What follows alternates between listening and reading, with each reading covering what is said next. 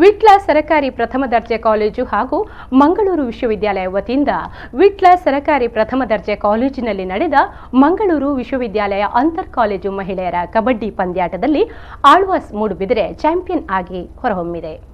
SDM Ujire ತಂಡ ದ್ವಿತೀಯ ಸ್ಥಾನವನ್ನು ಪಡೆದಿದೆ.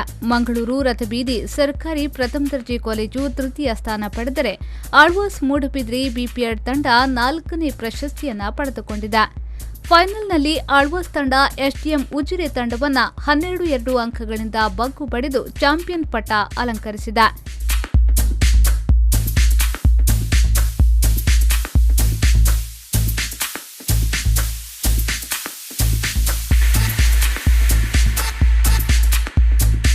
SDM ತಂಡದ ತೃಪ್ತಿ ಆಲ್ರೌಂಡರ್, ರಥಬೀದಿ ಸರ್ಕಾರಿ ಕಾಲೇಜಿನ ತೇಜಸ್ವಿ ಉತ್ತಮ ರೈಡರ್ ಹಾಗೂ ಆಳ್ವಾಸ್ ತಂಡದ ಇಂಚರ ಉತ್ತಮ ಕ್ಯಾಚರ್ ಪ್ರಶಸ್ತಿಗೆ ಭಾಜನರಾದರು.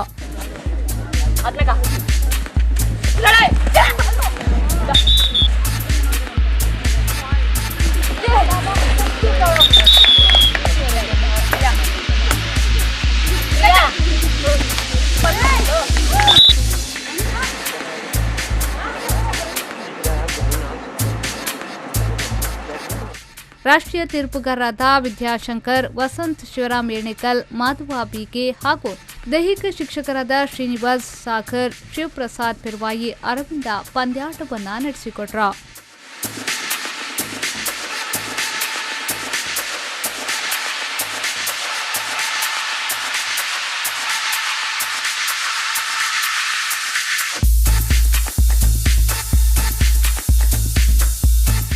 ಬಹುಮಾನ ವಿತರಣಾ ಸಮಾರಂಭದಲ್ಲಿ ವಿಟ್ಲದ ಉದ್ಯಮಿಗಳಾದ ಸದಾಶಿವಾಚಾರ್ಯ, ಸಿಎಫ್ ಸಿಕ್ವೇರಾ, ಮಂಗಳೂರು ವಿಶ್ವವಿದ್ಯಾನಿಲಯದ ದೈಹಿಕ ಶಿಕ್ಷಣ ನಿರ್ದೇಶಕ ಕಿಶೋರ್, ಕಾಲೇಜು ಅಭಿವೃದ್ಧಿ ಸಮಿತಿಯ ಕಾರ್ಯಾಧ್ಯಕ್ಷ ರಮನಾಥ ವಿಟ್ಲ, ಉಲ್ಲಸ್ ಸಿವ್ಕೇರ, ಕಾಲೇಜು ಪ್ರಾಂಶುಪಾಲ ಶಂಕರ್ ಪಾಟಾಳಿ, ದೈಹಿಕ ಶಿಕ್ಷಣ ನಿರ್ದೇಶಕ ರಾಮಚಂದ್ರ ಕೆ ಮೊದಲಾದವರು ಉಪಸ್ಥಿತರಿದ್ದರು.